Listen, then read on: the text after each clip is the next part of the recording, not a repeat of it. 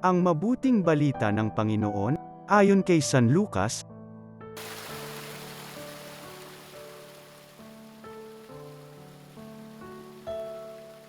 Noong panahong iyon, sinabi ni Jesus sa kanyang mga alagad, "Mag-ingat kayo na huwag magumon sa katakawan at paglalasing at mabuhos ang inyong isip sa mga intindihin sa buhay na ito. Baka abutan kayo ng araw na yaon na hindi handa. Sapagkat darating iyon ng di inaasahan ng tao sa buong daigdig.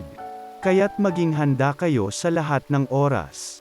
Lagi ninyong dalangin na magkaroon kayo ng lakas upang makaligtas sa lahat ng mangyayaring ito at makaharap sa anak ng tao." Ang mabuting balita ng Panginoon.